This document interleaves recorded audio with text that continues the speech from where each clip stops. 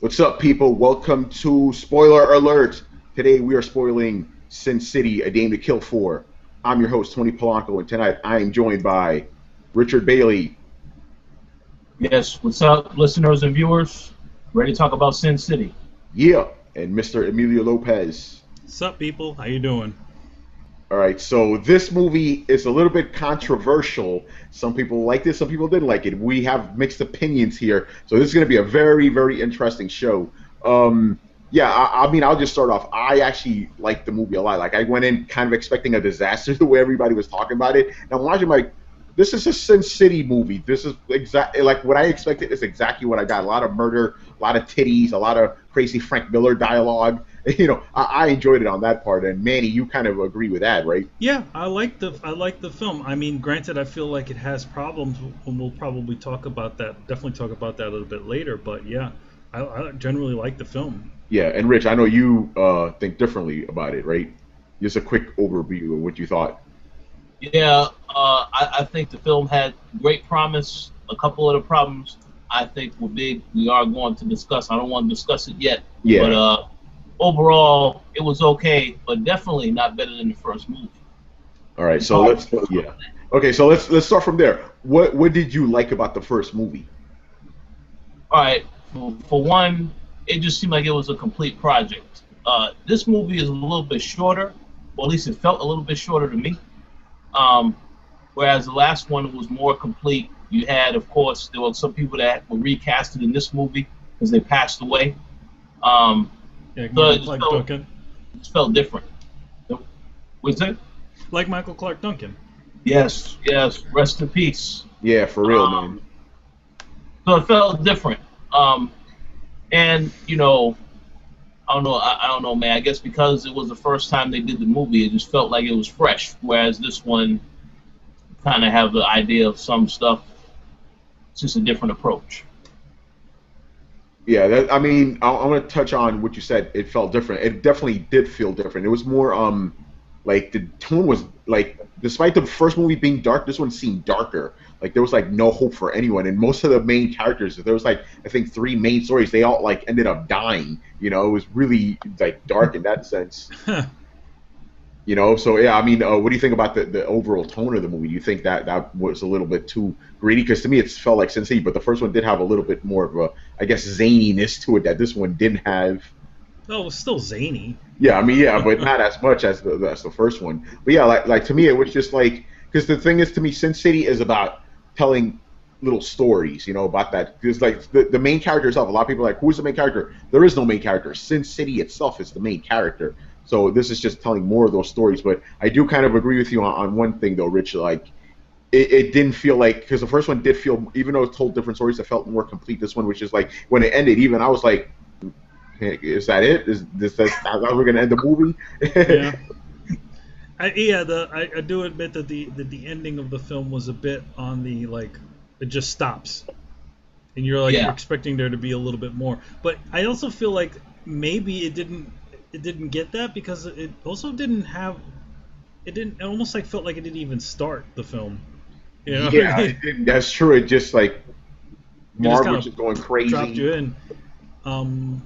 I also have to say, you know, one of the issues with the film is actually the fact that the parts of the film take place in different times. Like, in other words, like, obviously the main story, the Dame to Kill For story, is before the first film, because Michael Clark Duncan's character, or now played by somebody else, had both of his eyes. In that first film, he didn't have that. Yeah, that's true. That was completely different. It's obvious that the Dame to Kill For story came before there, but there was no sign of when it was, you know, about when it was happening, if it was before or after. But you know, I feel like that can be a little bit confusing to maybe people who don't exactly know the comics that well. I don't even know the comics that well, but I knew that it was beforehand. But in the film, it didn't give you any sign. It didn't say like 3 years ago or something like that. Yeah. You gonna say something, Rich? Yeah, I was going to say, what you said right there, that is the main reason why I had a problem with this film, because the chronological order of events in time, take, for example, Nancy's story. Why is Marv in that story when he died in the first movie? that right there was very confusing for me. I'm like, well, wait a second, why is this guy in there? Oh, you mean Hardigan? Hardigan, yeah, Hardigan. Well, What? yeah, Bruce Willis's character. Oh yeah. I know he died, but if you remember in the first movie when Marv's story with the hooker, the prostitute, I thought he died at the end when he ended up in jail because he killed the priest. Yeah. So I was a little surprised. There is also that. And all of a sudden Marv is alive, but the thing is that it's obvious. It's the only if anybody remembered, it was like, yeah, he did die. And the thing is, again, they never tell you where this is happening. All of a sudden Marv is back. Yeah, so I could understand why people find it confusing. Like, I actually read the books I don't remember the specifics. So it was like, I think the last time I read the books was in the mid '90s when they came out. So I don't remember all the details, but yeah, that's how the books were. Like, they would just jump around. So when this was doing the same exact thing, I was already kind of used to. I'm like, okay, that's what. But you knew the important information that I did. This is in the past. Yeah.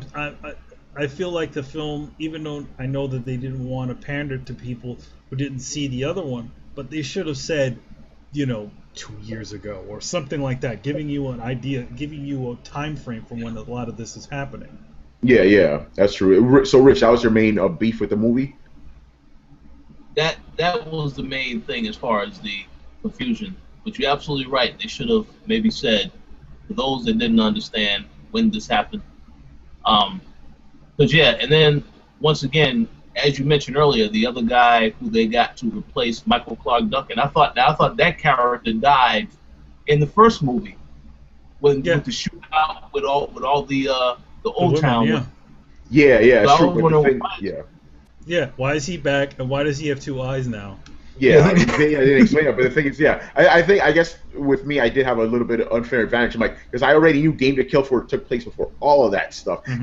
Theoretically, Game to Kill For should have been the very first movie, Yes. But even in the comic books, that was not the first story. That came later. So I mean, Rich, if you could reconcile all that, could you have enjoyed? If you knew that beforehand, you think you would have enjoyed the movie a little bit more? Oh yeah, I would have enjoyed it more. But I will say this, man, I think it's very hard for them to top their first film. Yeah. That's a tall order for them to fill. But with that said, I would think it was still pretty good if that stuff I understood a little bit better. Yeah, let's get into some of the individual stories. I think there was like 3 of them all together. Obviously, the Game to Kill For was, the big centerpiece. The big one. There. With Dwight, another guy who was replaced. It was originally Clive Owen. Now I think in that situation it worked because Dwight tends to change his face quite a bit. Yeah. So, and even in the first film, they're like, "Oh, Dwight, you look different now." Yeah, so that kind of works. But I like the way Josh Brolin played him, Mr. Thanos. I like the way he played him. I thought that was pretty cool. I was looking at it, I'm like, man, he would have made a good Batman. Dude, there you go, man. It's like, Ben Affleck's Batman. It's like, get him to be Batman. That would have been awesome. Yeah. But yeah, that story was pretty fucked up because it was about this like manipulative woman, basically, And I like the way they used color for her. You see her green eyes and the red lips and stuff. But then that part after her husband was killed, the lips were not red anymore, but the eyes were still green. That was pretty cool. Mm-hmm. And I mean, we'll touch on the visuals of the movie later because there's some stuff to be said about there. But yeah, that story was really cool, and I like how it had Marv in there. He was fucking up the big dude and stuff. Marv is great. Like as I'm watching a movie, I'm trying to psychologically analyze this guy. Like, what kind of person is Marv? How did he get to that state? What motivates him in life? Just beating the shit out of people and kill them? Is that all he lives for? Well, no, I think it also has to do with his friends because. So like most of the stories, whenever somebody who he knew came over to him, like, Marv, there's a big problem. He's like, what's the name? I'll help you. Yeah, but it seems like he's not being friendly. He just wants a reason to fight someone. Also that too. I feel like I could go into that bar and be like, hey, Marv, I need somebody whacked. And he's like, all right. Like, he'll just do it because he wants to kill someone. Like, what kind of person is he, man? Like, all the other people I could understand, like Nancy and Dwight, I understand their motivations. But even Ava, I kind of understood where she was coming from. Marv, I'm like, I don't get this man. Why is he just Mm-hmm. randomly killing people for no reason? And he enjoys it. He loves it, Yeah. But he also doesn't seem like a bad person, so it's weird. Yeah. There's also going back to also the beginning of the film with Marv. That's also a bit interesting too, because it tells you how he got back into Sin City. But again, what point are we looking at this at? Yeah, because I was waiting for that part to connect to something else. He's like, "Where'd I get these gloves?" But you never Yeah. really find out. Yeah. Like I was thinking, like maybe he took the gloves off. What's his face? The dude he ripped his eye out. But I don't know. Well, yeah, there's also that. I mean, he didn't have the hat with him. And the other thing, could it have been after the initial events of him killing that other guy? Yeah, that I don't remember. Yeah, didn't he escape at some point, or I don't know. I can't remember. It's been a while. Yeah, it's been a while too. I haven't read those in a long time. But yeah, like he obviously was wearing the same jacket that he's had, so it's like, okay, what happened there? Yeah, the Bernie jacket, Mm-hmm. which he's like, "Why'd you call me Bernie?" That shit was funny. But yeah, the Dame to Kill for me, you can see what she was doing. It's like every man, even my man Casey Jones, he got it too, man. Yeah, yeah. The police officer in that film played Casey Jones in the Teenage Mutant Ninja Turtles film, the original one. Yes, the real one, the real one. Wow. Yeah, he's about 20 years older now. Yeah, exactly. But yeah, what'd you guys think about that story? Which one? The Dame to Kill for? Yeah. I thought it was a good story. It was a good story. I mean, it worked out really well. I almost felt like it should have just been the Dame to Kill for story. Really, I mean, that could have been just fine, and just stretch that out through a whole movie. You still get Marv, who's like the fan favorite type of character. So yeah. Yeah. What'd you think about actually, Rich? What'd you think about the Dame to Kill for? Because there's some other stuff I got to say about it. Oh no, I thought that was a great story. As you already know, I came all for the actress. Oh man! Specifically for that actress, because that actress, that was worth seeing. Dude, I'll tell you, man. I thank her a million times for being as naked as she was in the movie, just showing it all off. And that wasn't a body double; that was her. Fantastic, Mm-hmm. great everything on her. Yes, it was. I thought it was great though. What'd you think about that swimming pool scene? That was really fucking nice. Oh yeah. Man, there's a lot of great visuals with that. Yeah, you saw the cheeks just coming out the water and stuff. I'm like, there we go, man. This is beautiful. I love it. But yeah, and then that part had like the best action scenes too. We saw Miho. She was a different actress herself. Another actress playing Miho. Yeah. Yeah, Miho was crazy, man. She was doing some insane moves on these guys, just lopping heads off and stuff. I kind of like this actress better than the original one. Oh, why is that? I don't know. I mean, I feel like the other one had too much of a baby face. Yeah, I kind of like that baby face myself, but But it didn't look like the character. Nah, that's true. See, look, this version kind of looked a little more like the character we saw. Yeah, and then Rosario Dawson, that's another one I could look at all day, man. And she was wearing that silly hood thing that. Yeah, that Frank Miller gimp mask. Mm-hmm. You're gonna say something, Rich? Oh no, I'll say I agree. Definitely nice to look at. I even liked her in that stupid blonde wig and stuff, and she was like doing all that stuff to her ass. I'm like, yeah, keep doing that. I'm not complaining at all. And then it's like, oh yeah, I want to show you something in my trunk. She opens it up, Miho just comes out and slices the dude's throat. Mm-hmm. It's kind of interesting how in that movie, like, whenever they get cut and stuff, you see the blood is red, but whenever it's like they slice someone or they slice arteries, the blood is white. Yeah, I think they're just it's a little bit inconsistent because obviously in the comics it was usually white if there's a lot of black, Yeah, so, they switched it up. Mm-hmm. But yeah, like sometimes things would be colored, sometimes they wouldn't be. It's interesting. I'm not sure how much what the formula was for it at some times. Yeah, exactly. Would you guys think about Dwight at the end? Like, did you think he was actually going to kill her? Because it seemed like she was getting her tentacles into him again. Because she was she was like, oh, you are the guy I need. But it's like, no. He still shoots her. Yeah, he still does. But I mean, did you think there was a chance that he'd just give up on that and like, okay, fine, I'm yours again? Rich, did you think that would happen, or do you think he was going to kill her? Well, see, I didn't think that would happen. But once again, as Manny said earlier, if this movie was done before the first movie, then okay, then that possibility could have been there. But because I already saw the first movie, that this character that didn't exist, then I was like, okay, well, yeah, she's not gonna make it. Yeah, that's also true. It kind of ruined it. Kind of ruined spoiled like, it. The first film essentially spoils this film because it's like it already happened already. We know that Dwight is alive. Yeah.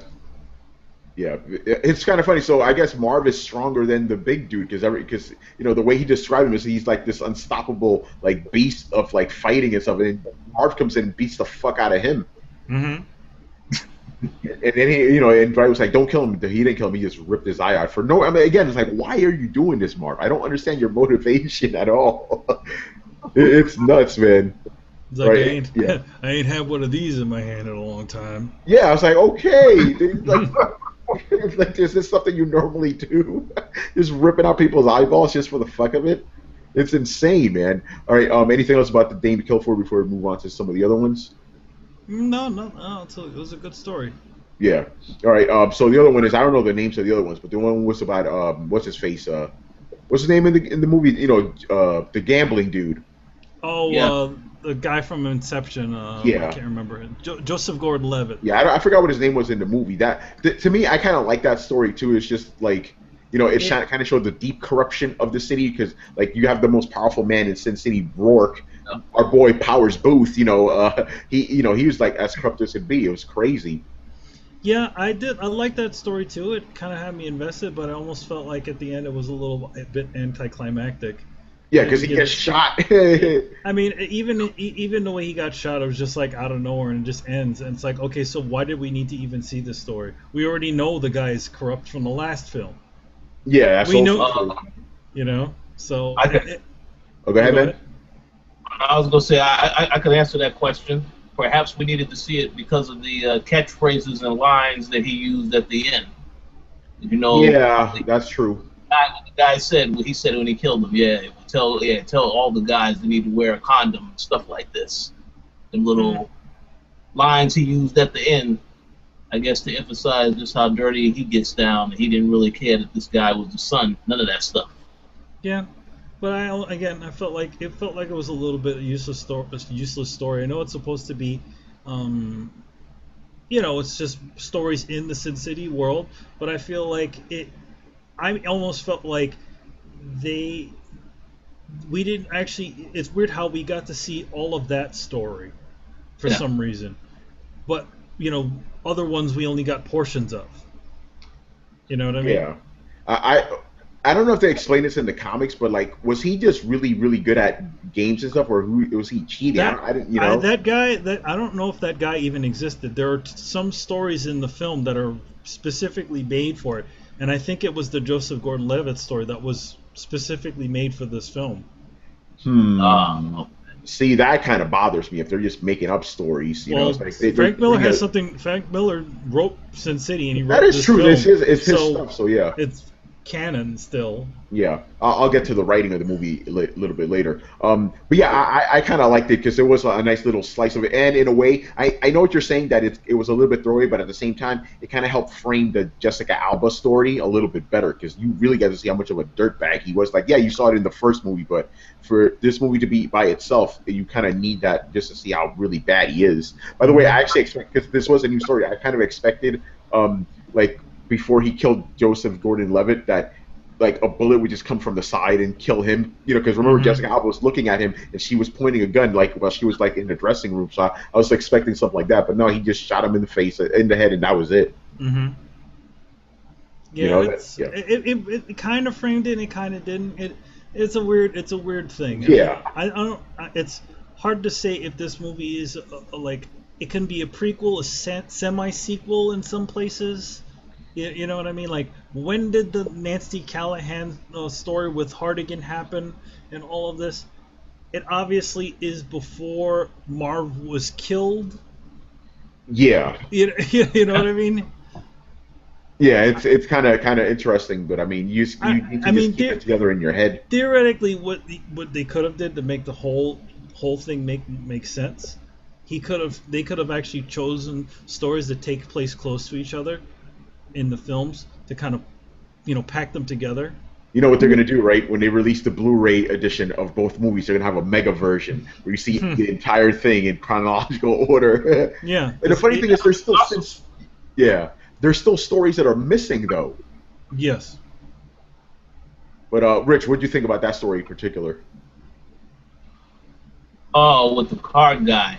Yeah, let's call him that, the card guy. Card guy. Yeah, I mean, I agree with what you guys said. I mean, I thought it probably wasn't quite as useful. I mean, I wanted more out of that storyline. I wanted it to last a little bit longer. It was kind of abrupt to see dude just get shot, and then that was it. I said, okay, well, I mean, I thought it was great, or it had promise, but yeah, as you said, that story was there just to basically make you hate this other guy more and want to see him get killed. So, which eventually did happen. Yeah, exactly. We'll get to that in a bit. What did you think about the Christopher Lloyd part? I thought that was pretty fun. Yeah, that was man. It's great. It's great to see this guy. It's like he never ages. Yeah, right. He's always the doc, and he was a doctor in this one too.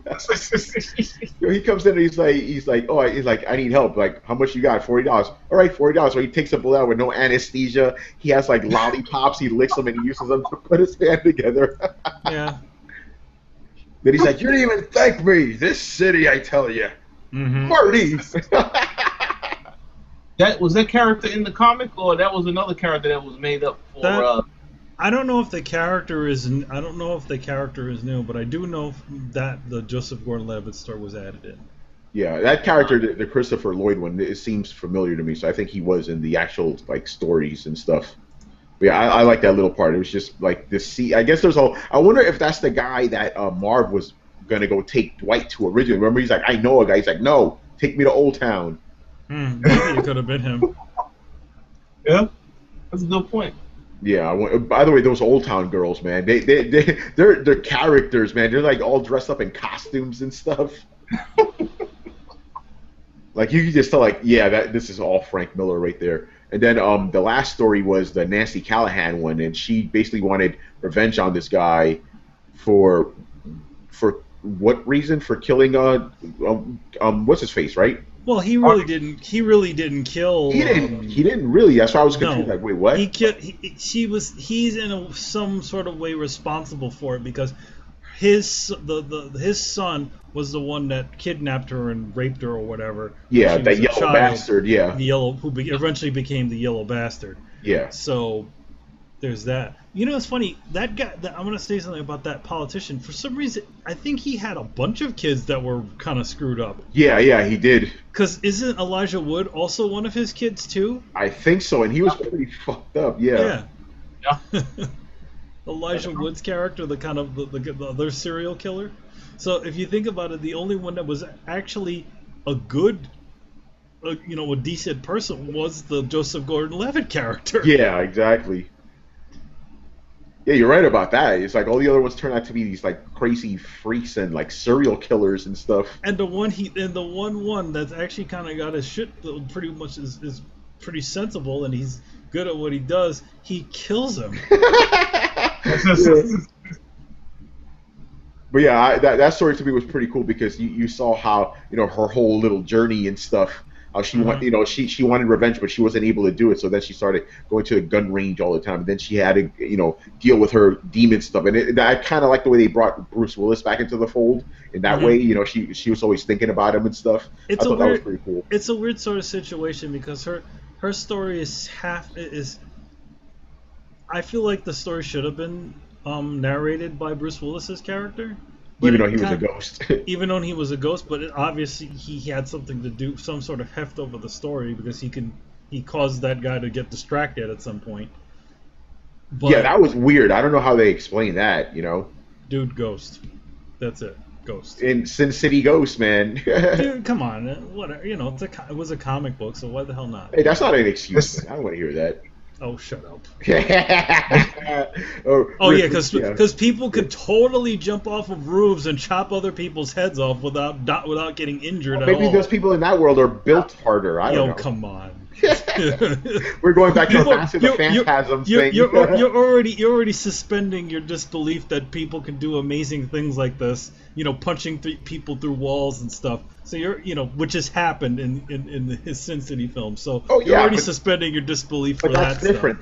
That's like, okay, they're just hardier people. That's all. Ghost, that's a whole other territory right there. I'm just gonna say some random other thing that wasn't him distracted him, because I can't live with those. No. He was even able to narrate, so he somehow existed.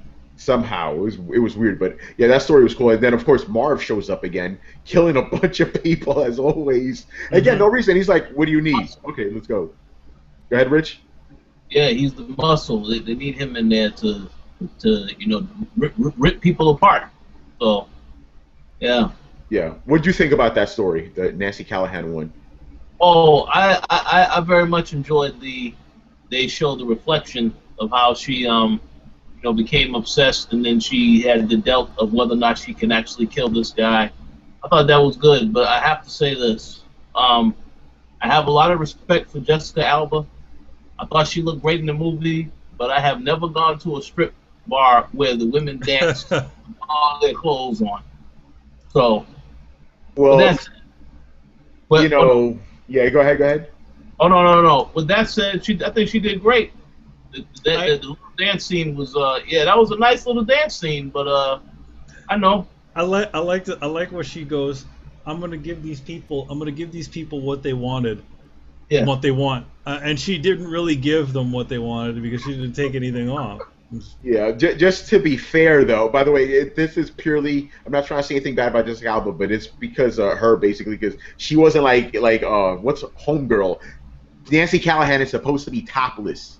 Mm-hmm. In the comics, in the comics, Nancy Callahan is almost always topless, you know? She wasn't like her name's actually Ava Green in real life, isn't it? It's kind of interesting because her name was Ava in the movie. So yeah, she wasn't like her, where she spent half the movie naked, and thank you for that. Again, she was either naked or showing off the titties. I loved it, you know. It would have been nice if Jessica Alba did that, you know. I almost feel like I feel like they should have at least gotten a body double in there, just if she didn't want to do it, they could have just had somebody else do it. That's true. I mean, it just seems weird that they're at a strip club and none of the strippers actually strip. Yeah. I mean, what happened is like, hey, we can't have the other girl stripping because it's going to make her look bad. Yeah. It's weird. Like, what did the people want? To have their drink shot, you know? Yeah, that's like, okay, so what do you go there for? Oh, well, you go there to see a nice dance, and you get your drink shot. Yeah. All right. Yeah. And by the way, what's to stop people from going to Old Town and just paying one of those girls to dance around? You know what I mean? Yeah, exactly. Those girls will kill you, though, man. Is that the other question is that the only strip club in Sin City? Yeah, everybody seems to just go to that one. Everybody's all packed in there to see this striptease that doesn't happen. Yeah, and then they talk about how there's like strip clubs on every block, yet everyone just goes to that. They just piled to that one because I guess she's the most famous one. Even though she doesn't take her clothes off. That's right. It's kind of interesting, but yeah, again, Marv was just like, "Give me a name," and then he hears Rourke. He's like, "All right." So yeah, I thought that whole little transformation of her was cool. She's like giving herself scars and stuff, and then she's like taking dudes out of the perimeter, and Marv just goes in there. Like, there's like 6 guys shooting at him, and he's just walking up the steps like nothing. It's like, what the fuck? Yeah. Marv is insane, man. And then the action got even sillier in that part of the film. Where everybody's like, where he crushes the guy's head. He crushes, it's like he's doing everything. It's like, oh yeah, just smash some dude's head. Because it's so easy to squish somebody's head. Right? Your Marv it is, man. That guy's nuts. I think Marv is so crazy he doesn't even feel pain, you know. But yeah. Then the final scene with the senator and Jessica Alba, that all came around too. He was saying, like you said, Rich, he was using a lot of the lines he said earlier in the movie on her. But then, Bruce Willis came in and distracted him, and then she shot him. No, he's a ghost. He's a ghost again. Again. But this time he knew. Yeah, this time he knew exactly.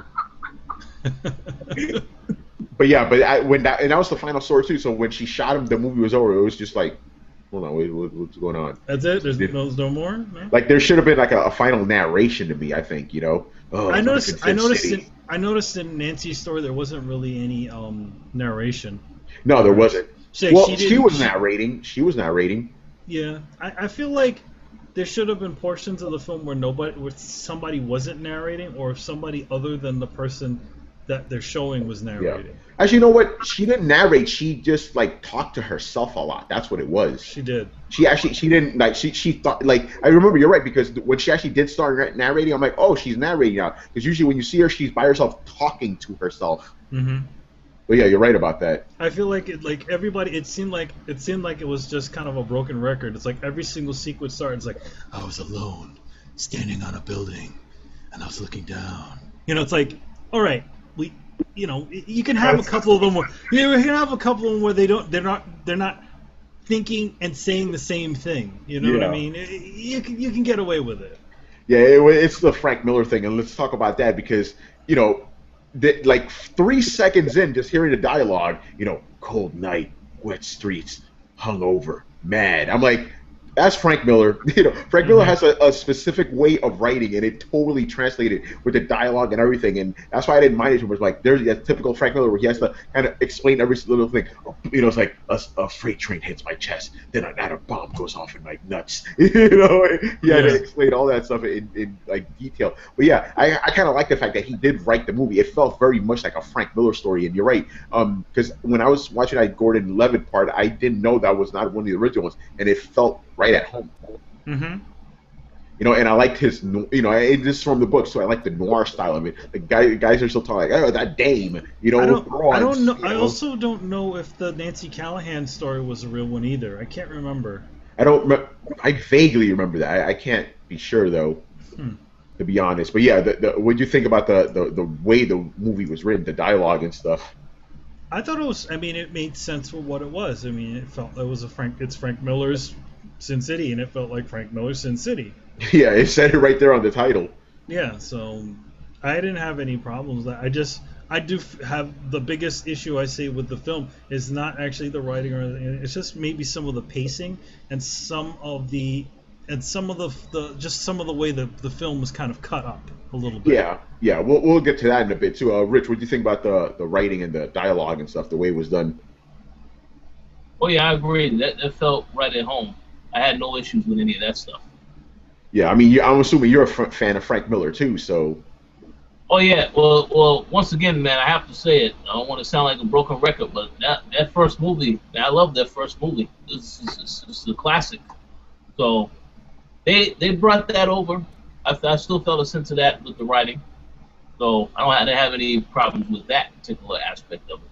Yeah, and yeah, let's talk about the pacing of it, because that was the thing. And I guess maybe Robert Rodriguez could have done a little bit better on that. Like, I felt some of the pacing of it was wrong. And in particular, to me, even though the movie had a lot of really cool fight scenes, I felt they could have been better choreographed too. They didn't have as much impact as they should have to me. I kind of wanted, but you're right. The way the movie was structured could have been a little bit better. I kind of was a little disappointed by that. The first one had a lot of stories too, but they felt more tightly connected. They felt a little more connected. Even that the story with the assassin in the beginning of the film, of the original film, felt very connected to the rest of the film.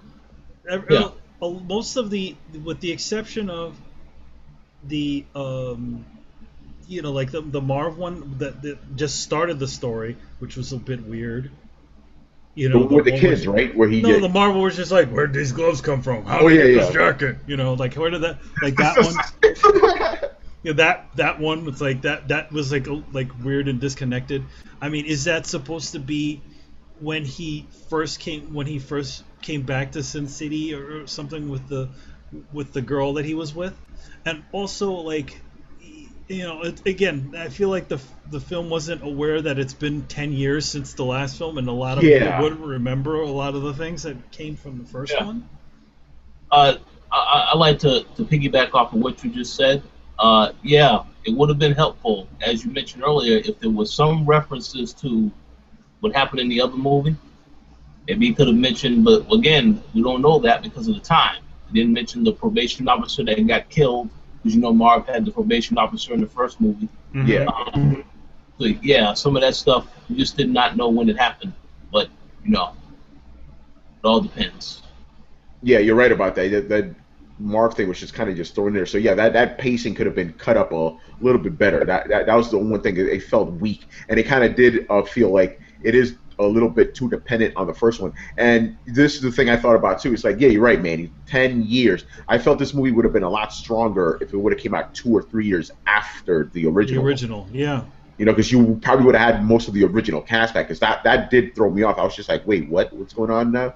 Like with Michael Clark Duncan, I knew, you know, you obviously can't get him back. But some of the others, I'm like, why isn't Clive Owen here? Why is this person missing? You know? I mean, they could always throw, like, the part that I see that they could have thrown Clive Owen is when he came back as he was like disguised as an assassin. Yeah. I think at that point that's when we, you know, could have done it. But then again, even that was probably different too, because it's like, didn't he go to Old Town? Didn't he go to Old Town before? And then she said, "Oh, you changed your face again." Yeah, exactly. So it's like, okay, it's before that too. Yeah, it's very, very strange. And then the other thing I want to talk about, this might be the final thing I want to talk about, is the actual visuals of the movie. And this is a problem I had with the first one too, even though I think the first one did it a little bit. I felt sometimes it was inconsistent. Like the parts where it was pure black and white, I thought looked great, but some of the ones where it just looked like a black and white movie were kind of okay. And then some of the CGs, particular with the cars and stuff, looked really cheesy. Yeah, they looked a little off. Yeah. Or my favorite is this when they're like running in place like this and the background's moving. Yeah, it was kind of stupid. Yeah, that was kind of stupid. There was a couple of moments like that. Like the part there's like that one action scene with the Miho again. Yeah. And we're seeing those two guys and they're all in white, but you can obviously see the guys in the background going, hey, like this, or they're running in place. Yeah, exactly. But yeah, but the thing is, in this movie, I felt they used color too much. Like color is supposed to be there to emphasize something, but in this one, it just seemed like they just threw it in there willy-nilly. Yeah, like why? Okay, the girl that was. Like, you're wondering, like, okay, there's a girl that's colored, like, fully colored. There was two girls. Joseph Gordon-Levitt's girl, right? There was her, and then there was those two other girls that were showed up during What, Dwight? Dwight's part, yeah. Yeah, but the thing is, one of them was in color, the other one was in black and white. Now, was that Marv's girl from the original film? That's what the I other don't question. know, yeah, because it wasn't. I don't think it was Jamie King this time either. You know, I think she was in the movie too. I don't know. Was it those? Because was that supposed to be the two twins? I think it was. So those two girls were supposed to be. It was like Marv's girl and then the other one. Yeah. Yeah. But yeah, I think they went a little too liberal with the color in this one. Like with Ava Green, that was perfect. Red lips, green eyes, that was great. Yep. But then stuff like whenever you saw an explosion, it would be in color. I'm like, no, it shouldn't be in color. You know. I feel like really the film doesn't need any color. It really could have just been a black and white film. Oh yeah, it could have. But the thing is, like, you know, the comic had some color, so they needed to do that, you know. I mean, the Yellow Bastard was really the only thing that was colored. Yeah, no, but I mean, like, that's what I mean about this movie. They used too much color. It should have been the only color you should have had is whatever color was from the comic books. And like I said, there were certain parts in the first movie and this one where it was pure black and white, and I wish they would have done a little bit more of that. Like, I know it kind of looks silly, but I like when, like, the glasses were completely white and it'd just be a black background and stuff. I wish they did more of that. Or there were certain scenes where, like, Jessica Alba, like, you know, her stocking would be like pure white, or even the wig she had on was pure white. Like, I wanted them to do more stuff like that. Yeah. Again, they were trying to like kind of replicate what was in the comics too. A lot of that stuff where she had a white wig, or, you know, just the Stark stuff that happened. Yeah, I mean, like that's what I mean. This movie had a little bit too much color and a little bit too much gray. Though I think the first one did a little bit better job of keeping it stark black and white. You know, just like in the actual. Well, you can't make it. You can't exactly stark black and white, because then it becomes like, you know, becomes like, flat. Yeah, it becomes flat. You don't want to pull any of that stuff out of it. Yeah, but I mean, but when they did it, it looked so good. Whenever they did do it, it looked really good. But yeah, you're right. You can't really because it's actual people. They're three-dimensional. Rich, what do you think about the visuals compared to specifically compared to the first movie? Yeah, well, yeah. I have to agree with a lot of stuff that you guys said. Definitely didn't need too much color, but when they use color sometimes, I think in some instances it emphasized a lot of the characters. Like, again, go back to Eva Green. I like how they use the color for that character. Yeah. But yeah, some of the others, they did not need to go that route. Should have stayed black and white for the most part, keep it consistent. But some places it was used, it was okay. Others, yeah, a little bit too much. Yeah, any parts in specific you thought it was too much? Well, again, you mentioned the twins. Yeah. That was a bit confusing to have that the way they did that. That's really the only one that I can remember for the moment. Yeah. Where it's like, okay, yeah, that was a little out of place. But overall, they definitely didn't need too much color. I think they went like, okay, yeah, we had to, it's okay to emphasize some stuff. But yeah, and again with, Joseph Gordon-Levitt, yeah, because I remember at the very beginning, the girl he was talking to, yeah, all color, but yeah, he's in black and white. It's like, okay, well, yeah, so some of that was inconsistent. Yeah, it was like it let you know she's important, but then later on she freaking gets her hand and head chopped off. Oh, yeah. She was important for that second. For that second. That was it. It's over, Jack. Case closed. Yeah, for real. But yeah, I mean, even though I felt that they used too much color, I still found it visually interesting. Like I'm like, I kind of want to go back to watch the first movie now and read the comics, because I do like that whole black and white thing. Because obviously, 2014, we don't really see black and white movies anymore. So, and I always enjoyed black and white in general. It had a certain aesthetic to it. I know, Manny, you can kind of agree on that. Yeah. So it's kind of nice seeing a black and white movie again. And I did think for the most part they pulled it off, but I think the first movie did a little bit better than this one. Yeah, definitely. All right, and then but the other thing I wanted to bring up is because personally I would love to see a Sin City 3, but judging by the amount of people that went to see this movie and the amount of screenings, like, dude, the screenings were like 3 hours or 4 hours apart. Like compared to Guardians of the Galaxy, where it's like every hour on the hour. So, and then when we went to this movie, it was must have been 20 people at most. I mean, did you have a lot of people in your theater, Richard, when you went? Wow, really? Yeah. You know what? When I went to the screening, because I went the night it started, man, there was only about 5 other people in there. Wow. You got to be kidding me. I was surprised. But then again, I didn't go to no top of the line theater, so maybe if I went to a better theater, then yeah, it would have been a lot of people there. Dude, we went to a pretty good theater too, and there was nobody there, man. Like, think about it like this: when we went to see Guardians of the Galaxy the second week in the same movie theater. It was packed. It was like the opening day, and then we were essentially opening weekend for this movie, and there's like 5 people there. You could hear everybody breathing. That's how many people were in there. And let me just tell you right now, I got one better than that. Today I went to go see Ninja Turtles. The theater was packed. Man, so this movie has been out all this time. All these people still. I mean, I was surprised. But yeah, I don't know, man. I don't know if it's gonna be another one. I doubt it. I seriously doubt it. And it's sad because there are so many more stories from Sin City. But again, it's like, are you gonna take another 10 years? You can't really do that. I think they should just cut their losses and do a Sin City series. That would be awesome. Yeah. Like not even a full series. Like, actually, you just gave me an idea. I was thinking like a mini series where it covers the rest of the books, but you could just do original stories too, essentially. Yeah.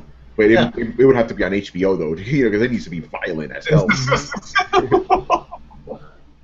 The black and white titties. They probably have to do a lot more physical effects or things, something like that. Yeah. And then as far as Frank Miller movies go, I mean, is there anything else they could adapt to the big screen? What, as far as Sin City stories? Yeah, I mean, besides Sin City, I'm just asking a random question now. Because we already have the Dark Knight, DVD. 300 we have already. Ronin, maybe? I don't know. I personally didn't like Ronin, but they could do that. Yeah, It's essentially Samurai Jack if you think about it. That's true. Yeah, so maybe they could do that, but I don't know if Frank Miller's such a hot commodity right now. By the way, I need to bring this up about Frank Miller. This is totally non sequitur. What happened to this man? He aged like 50 years within 3 years. Have you seen this guy, Rich? He looks like the Vulture from Spider-Man now. I haven't seen him recently. You saw him in the movie. Remember the way he looked in the movie? He was in a bar, and he was like the guy on... Remember when Jessica Alba was watching TV? There was two guys talking? Frank Miller was the guy... Yeah, that was him. Wow. So, yeah. But, wow. But you remember the way he looked. He looked like Frank Miller. I remember how he looked before. Yeah. But, yeah, no, Manny showed me this picture. Like, 2011, Frank Miller looked the way you remember him, right? And then you see him now. He's like skinny. He has no facial hair. He's bald. I'm like, whoa, dude. Like I think Frank Miller may be sick or something, and he's just not telling anyone. Yeah, it's a bit striking the way how differently he looks. Yeah. So when we saw him in the movie, it's like he looks normal here. What happened? Yeah, so hopefully Frank Miller's okay, because, I mean, the guy is kind of a nut, but I think he's written some of my favorite stories of all time, so hopefully he'll be all right. And I don't really have much more to say about this movie. Same here. I think we pretty much covered it. Yeah, man. Is this the last big movie of the year? Well, aside from The Hobbit? I think so. I mean, I don't know. I mean, if something else pops up, I guess we'll let you guys know. We'll do another spoiler cast for it, but that's it for now. I mean... and technically, this is another comic book movie that came out this year. So many of them. Yeah. But yeah, my final thought is I like the movie. It isn't as good as now I'm thinking about it isn't as good as the first one, but I still enjoyed it for what it is. Like I just really enjoyed looking at it. It was a very visually striking movie to me. You know, like I said, there's not many black and white movies, so I enjoyed it on that end.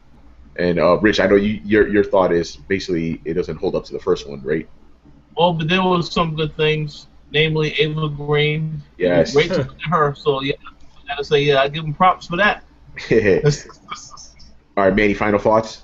Yeah, I like the film. I mean, again, granted, I say the same thing, is that it wasn't as good as the first film. I feel like if we were doing scales, and maybe, 3 out of 5. Damn. Okay, that's 3 out of 5. Hey, 3 out of 5 isn't bad. 3 out of 10, like, damn. 3 out of 5. Yeah, 3 out of 5 is not bad. 3 out of 5 is bad. Wasn't a bad film, but I just feel like it just needed some tweaks as far as timing and framing. Yes. Because again, we're 10 years off. Half the people that probably went to see the film. Think about it. You were a kid when this film came out. If you were 10 years old when the film came out, you're 20 now. Yeah, but then again, if you were 10, you shouldn't be seeing this movie.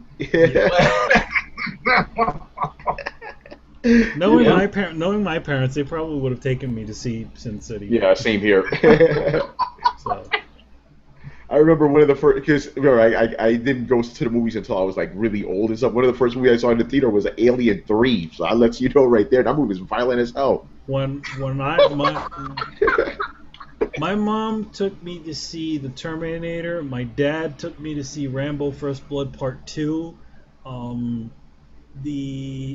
Just a bunch of other films that they probably shouldn't have had kids in. Yeah, exactly. So you're right. If you were a 10-year-old, if your mom or dad snuck you into the movie theater when you were 10 years old and you saw it, now you're 20. You have hair on your nuts now. You've been to college, all that shit.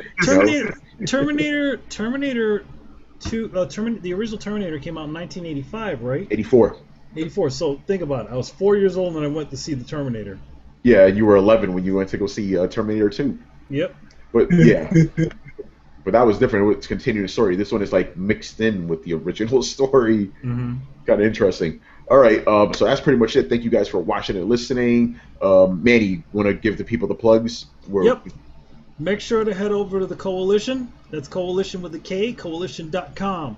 Also, make sure to go to our Twitter, which is @ThrowdownShow. And also, what's the name of our YouTube again? It's just our YouTube is called YouTube. It's really just called the Throwdown Show, and you just find us on YouTube. Make sure you subscribe there. We have all kinds of fun stuff. We'll be coming back with a Throwdown soon. and we'll be doing spoiler alerts and all kinds of fun stuff. So make sure to head over to Koalition and look out for that stuff. That's right, bitches. All right. So once again, tonight I was joined by Richard Bailey. Yes, thanks for having me. Excellent time. Definitely. And Emilio Lopez. See you guys. All right, Tony Polanco here. We will see you next time. Peace out.